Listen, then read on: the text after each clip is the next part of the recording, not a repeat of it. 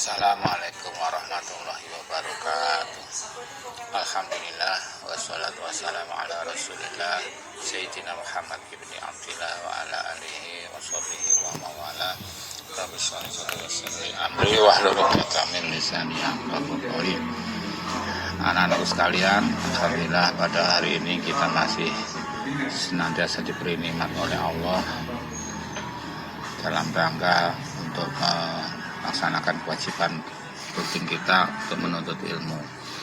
Pada hari ini kita akan dalam pendidikan agama Islam dan diikuti. Tema kita pada hari ini adalah pelaksanaan penyelenggaraan jenazah.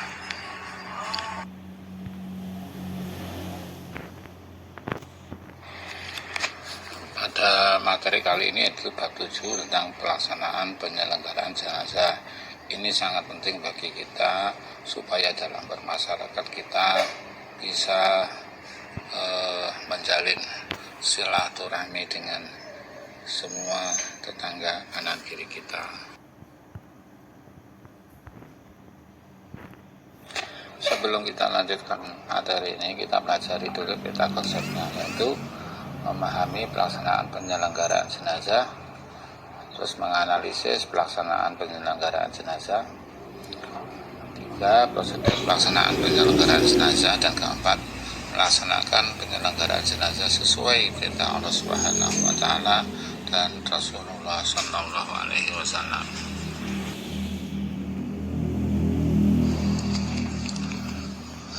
Pengertian pengurusan jenazah. Jenazah itu adalah dalam bahasa Arab sebutan untuk mayat atau mayit orang yang sudah meninggal dunia. Pengurusan jenazah yaitu perilaku mengurus jenazah, mulai dari memandikan, mengapani, menyalatkan, dan memakamkannya. Pengurusan jenazah dilakukan sebagai upaya memuliakan manusia yang sudah meninggal dunia. Selanjutnya, sebab-sebab penyelenggaraan jenazah itu banyak. Ajaran Islam sangat menjunjung tinggi martabat manusia. Yang kedua, manusia merupakan makhluk mulia. Yang ketiga, kehidupan manusia diatur oleh Allah Subhanahu wa taala. Dan yang keempat, menjauhkan fitnah. Berikutnya menganalisis pelaksanaan penyelenggaraan jenazah. Hukum pengurusan penyelenggaraan jenazah. Hukum melaksanakan pengurusan jenazah adalah fardu kifayah. Fardu kifayah ini kewajibannya dibebankan kepada umat Islam secara kolektif. Artinya semua masyarakat itu punya kewajiban untuk mengurus jenazah. Namun apabila salah satu dari anggota masyarakat sudah melaksanakan kepengurusan jenazah ini, maka kewajiban yang lain gugur, artinya mereka tidak menanggung dosa. Kemudian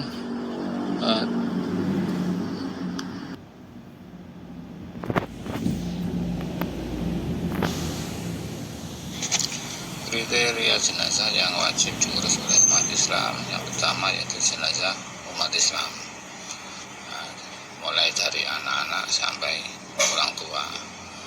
Kemudian ada beberapa jenazah yang tidak diwajibkan untuk dimandikan, dikafani, dan disalatkan, yaitu jenazahnya orang yang mati syahid. Yang kedua, jenazah bayi yang keguguran dan belum sempurna bentuknya. Yang ketiga, orang yang hilang atau tidak ditemukan. Yang keempat, orang yang meninggal dan jasadnya hancur. Dalil tentang pelaksanaan pengurusan jenazah. Yang pertama, bahwa jenazah itu tidak boleh dirusak anggota badannya. Diriwayatkan oleh Abu Dawud, an Aisyata anna Rasulullah sallallahu alaihi wasallam qala kasru admil mayyiti ka kasriha hayyan. Ada juga dalil hadis tentang perintah mengurus jenazah. Anna Aba Hurairah radhiyallahu anhu qala sami'tu Rasulullah sallallahu alaihi wasallam yaqul hakul muslim alal muslim khamsun, raddu salam wa iyadatul marid wa tiba'ul janais wa ijabatul da'wah wa tasmiyatul ata'is, muttafaqun alaih. Ada dalil lain yang menjelaskan tentang pahala orang yang mengurus jenazah. An Abi Hurairah anna Rasulullah sallallahu alaihi wasallam qala man ittaba'a janazata muslim imanan wa ihtisaban wa kana ma'ahu hatta yusalli 'alaiha wa yafrugha min dafniha fa innahu yarju minal ajri bi qiratain kullu qiratin mislu ukhud wa man shalla 'alaiha summa raja'a qabla an tudfana fa innahu yarju bi qiratin, rawahul Bukhari. Berikutnya menganalisis pelaksanaan penyelenggaraan jenazah, yaitu tentang hikmah pelaksanaan pengurusan jenazah. Yang pertama, mendorong manusia untuk meningkatkan kualitas takwa kepada Allah Subhanahu wa taala. Hikmah yang kedua, mengingatkan kepada manusia akan kematian. Hikmah ketiga, mendorong manusia untuk memperbanyak amal soleh. Yang keempat, mendorong manusia untuk meningkatkan kualitas sebagai makhluk sosial. Yang kelima, mendorong manusia untuk senantiasa menutupi aib sesama hamba Allah. Yang keenam, menunjukkan sikap menghargai dan menghormati pengurusan jenazah. Perilaku sosial kita apabila ada tetangga kita yang sakit, yang pertama kita membesuk dan menghiburnya, kemudian mendoakan supaya lekas sembuh. Adapun apabila tetangga kita itu sedang sakaratul maut, sedang menghadapi kematian, maka tindakan yang kita lakukan adalah menghadapkan ke arah kiblat, kemudian mengajarkannya untuk selalu berdoa. Kemudian kita membacakan surat Yasin di sampingnya. Dilanjutkan dengan mentalkin dengan kalimat akhir la ilaha illallah. Selanjutnya tidak mengajak ngobrol kepada orang yang sedang sakaratul maut.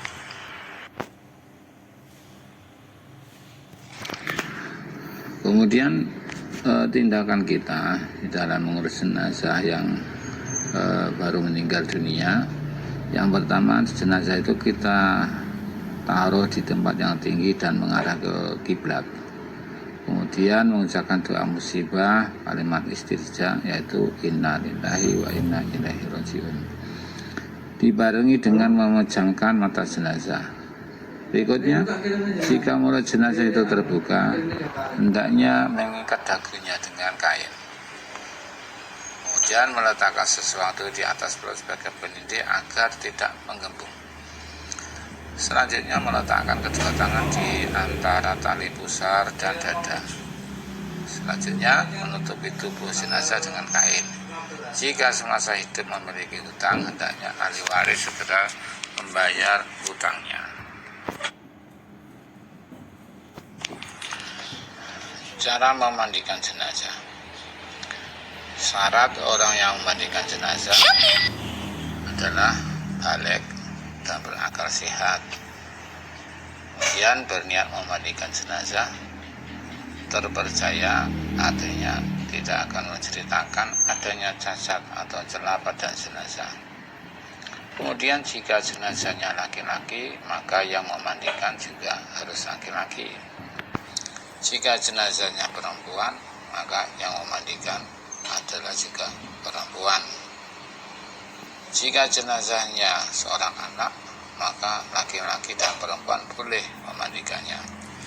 Jika jenazahnya perempuan dan tidak ditemukan seorang perempuan pun selain jenazah itu, maka jenazahnya tidak perlu dimandikan, akan tetapi cukup ditayamumkan.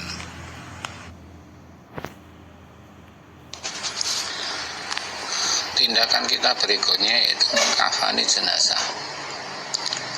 Mengkafani jenazah membungkus jenazah dengan kain kafan yang berwarna putih. Itu dilakukan setelah dimandikan, baru jenazah dikafani. Biaya mengkafani diambil dari harta jenazah yang meninggal. Kain kafan diupayakan berwarna putih bersih. Kain kafan yang digunakan berjumlah ganjil. Ganjil itu bisa 3, 5, boleh juga 7.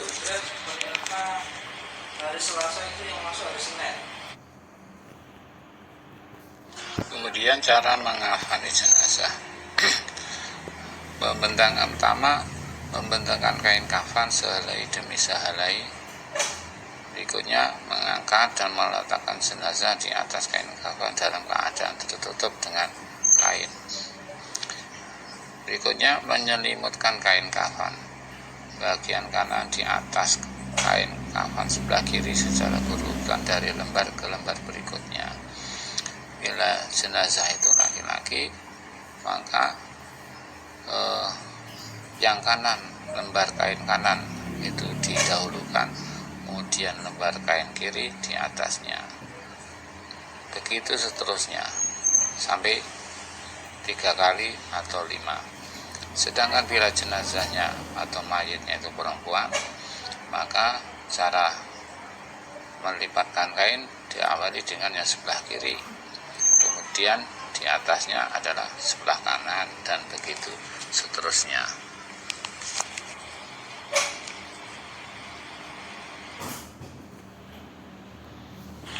Berikutnya adalah cara mensolatkan jenazah. Cara menyalakan jenazah. Niat untuk jenazah laki-laki adalah usolli ala hadal mayyiti arba'at takbiratin fardhu kifayah imaman au ma'muman lillahi ta'ala, yang artinya saya berniat melakukan salat jenazah 4 takbir fardhu kifayah, menjadi imam atau makmum fardhu karena Allah Ta'ala. Sedangkan apabila jenazahnya itu perempuan, niat untuk niat sholat jenazahnya adalah usolli ala hadhil maitati arba'at takbiratin fardhu kifayah imaman au ma'muman lillahi ta'ala, yang artinya saya berniat melakukan sholat jenazah 4 takbir fardhu kifayah, menjadi imam atau menjadi makmum karena Allah Ta'ala. Cara menyalatkan jenazah berikutnya yaitu melakukan 4 takbir. Yang pertama, setelah takbir pertama membaca Al-Fatihah. Selesai Al-Fatihah, membaca takbir yang kedua, kemudian selesai Fatihah membaca sholawat atas Nabi Muhammad SAW. Kemudian takbir yang ketiga. Setelah takbir yang ketiga, membaca doa untuk jenazah. Selesai itu, kemudian takbir yang keempat. Setelah takbir, membaca doa dan atau salam.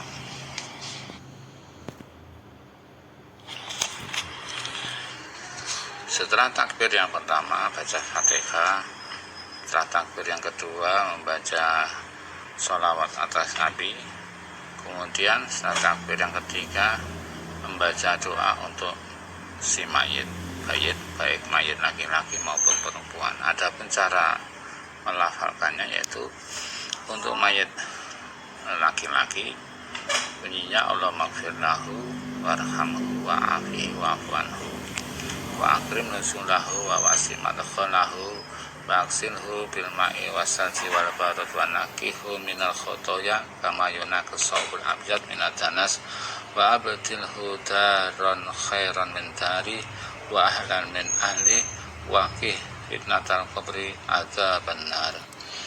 Adapun untuk mayit perempuan, doanya adalah Allahumma ighfir laha warhamha wa afiha wa'fu anha wa akrim nuzulaha wa wasi' madkhalaha wa aghsilha bil ma'i wasaji wal bardi wa nakiha minal khotoya kama yunaqas saubul abyad minad danas wa abdilha daran khairan min dariha wa ahlan min ahliha wa qihha fitnatal qabri adzaban nar.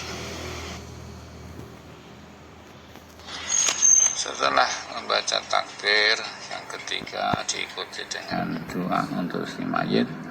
Setelah itu membaca takbir yang keempat dan salam, yaitu dengan lafadznya Allahumma la tahrimna ajrahu wa la tahtina ba'dahu wa qil lana wa lahu. Bila jenazahnya perempuan, yaitu lafadznya Allahumma la tahrimna ajruha wa la tahtina ba'daha waghfir lana wa laha. Kemudian terakhir dengan salam, Assalamualaikum warahmatullahi wabarakatuh. Tema berikutnya yaitu tata cara memakamkan jenazah.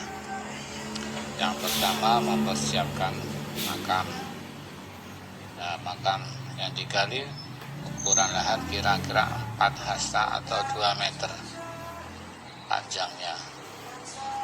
Kemudian ukuran 2 meter bertujuan agar bau tidak keluar dari makam dan aman dari bahaya binatang buas. Jadi ukuran 2 meter ini ya untuk panjangnya juga untuk dalamnya.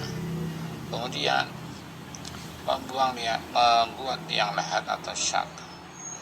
Liang lahat atau liang yang dibuat agak menjorok di sisi kubur arah kiblat sebagai tempat jenazah. Jadi kalau bahasa Jawanya dibuatkan cempuri, yaitu lubang kecil untuk menaruh jenazah agar jenazah itu tidak berubah posisinya. Kemudian liang syak, yaitu liang di tengah. Nah, jadi kalau lahat itu di pinggir, kalau syak itu di tengah kubur untuk tempat jenazah.